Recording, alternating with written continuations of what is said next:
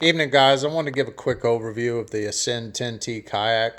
I recently purchased it after watching quite a few videos and reading quite a few reviews on it, and some of them went over everything that I wanted to know, and some of them skipped out on some parts, and some of them were a mix in between. So I'm making this video to kind of cover a little more ground and maybe help some other people out there make a little more educated decision on it. We're going to start off here in the front. You got a nice ergonomic grip here, a nice handle.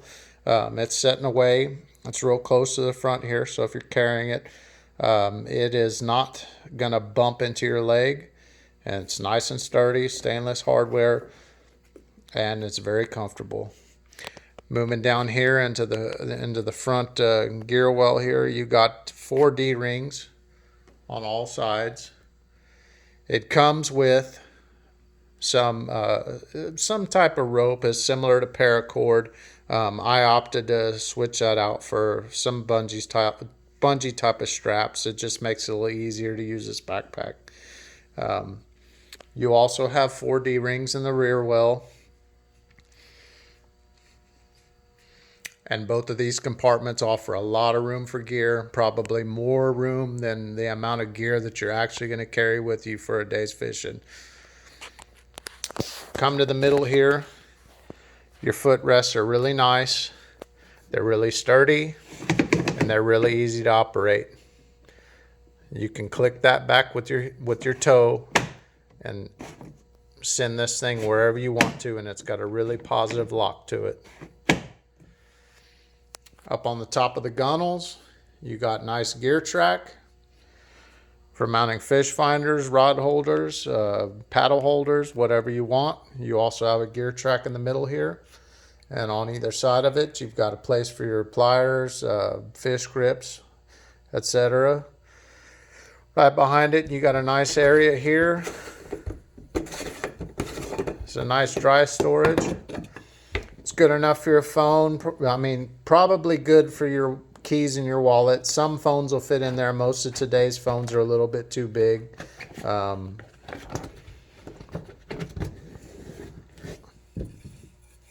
Right behind it, you've got a nice cup holder, big enough for a Yeti style koozie. Most stuff out there has a small cup holder. It's made for a regular koozie.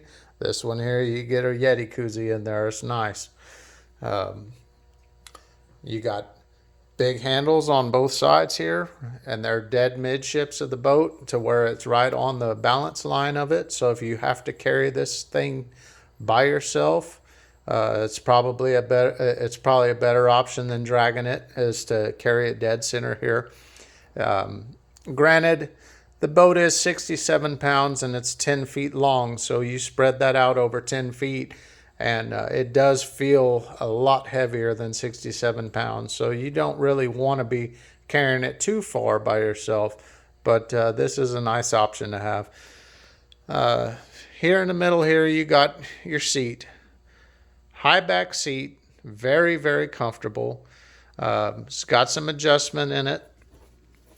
To adjust, you pull this strap here, and that brings your back up higher, or you can lumbar all the way back and lay down really flat with it. Very, very comfortable seat. You can fish all day long, never get worried about getting tired, never get worn out, never have a hurt back. It's very, very comfortable.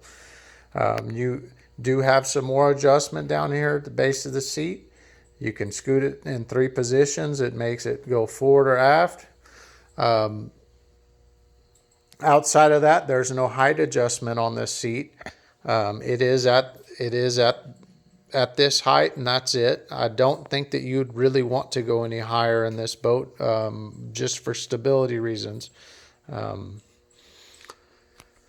Moving back here, you've got some nice rod holders, and rod holders also come with a tether attachment right here.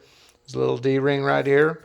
I made my own homemade tethers for my rods, just in case you did get flipped or whatever. You're gonna lose your rod. Real simple to make.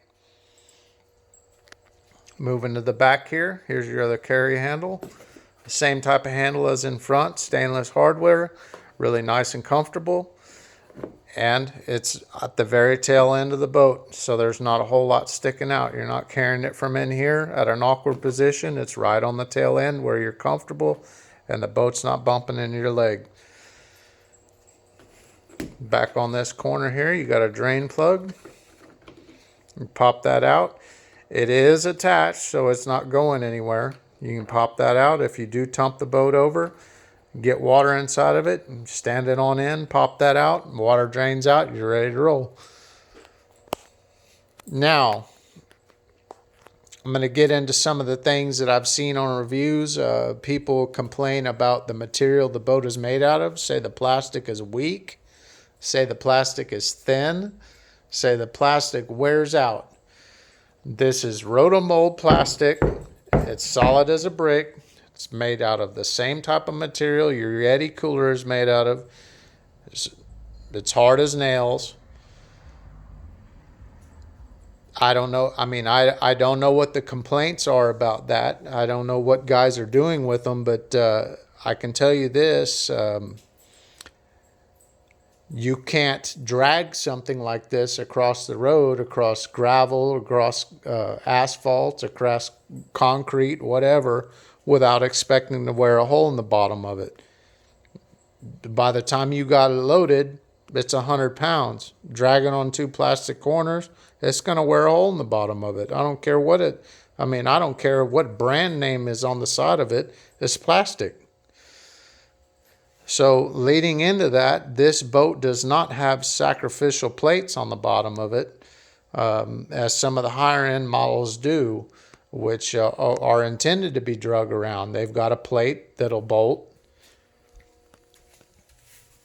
pretty much to this rear skeg right here, or on the corners, up front too, or wherever. They'll have a sacrificial plate where the lowest point of the boat would be when you're dragging it, that takes the damage. Well, this boat doesn't have that on it, so you can't expect to drag this thing across the concrete. You're going to need a buddy to help you carry it, or you're going to have to nut up and carry it through these two middle deals here, right here. You can't drag this thing around everywhere. So, leading to the next complaint that I hear is guys will say that they've got water coming up through the scupper holes. I'm not a little guy. I'm 200 pounds. I've never had that happen. Rough water, yeah, some will lap up. I mean, you'll see water come up, lap up in the bottom of these holes right here. It may even come in. It rushes right back out. That's it. I mean, it's not a wet boat. I do run the two rear plugs in, the back scuppers right here. The front four I leave out. And the reason I do that is the boat just simply seems more stable with the front scuppers out. I don't know the science behind that. I don't know if it traps air underneath it, and by having them out, it makes the air escape, or what the deal is behind that. But it is more stable with the front plugs out. Now, getting into the reason why I bought this boat in the first place. I've got a bass boat. I've got a pontoon boat.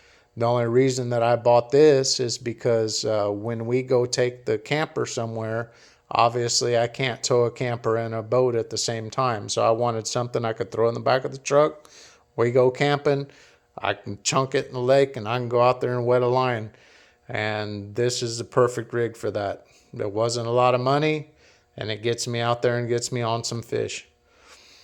Now, when I was reading the ad and I was reading some different reviews or whatever, it was kind of a little misleading.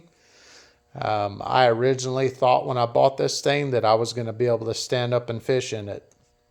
No, that is not the case. Is it possible? Yes. I've seen plenty of videos of guys doing it. Am I able to do it? Absolutely not. I don't know if it's something that takes practice or if you've got to have the reflexes of a cat. But either way, I'm not able to do it. I can stand in it, but I cannot stand and cast. And I definitely would not dare try to set the hook on a fish while standing in this boat. It is just not that stable. Sitting stability is perfectly fine. I'm not nervous in it at all, but standing, it makes some quick movements, and they're enough to make you nervous enough that you want to sit right back down. I've never actually tumped it, but the quick movements back side to side or whatever is enough to make you want to sit down immediately. And that's the main reason why I wanted to make this video, is to get that point across. That if you're going out there to buy this thing and you expect to be able to just stand up and fish in it, don't have that expectation right off the bat. It's going to take practice, and I don't know if you'll even get there after practice. A quick shot from underneath so you can kind of see the way the hull is designed. It is somewhat of a catamaran style hull. And that's mainly the reason why it's stable.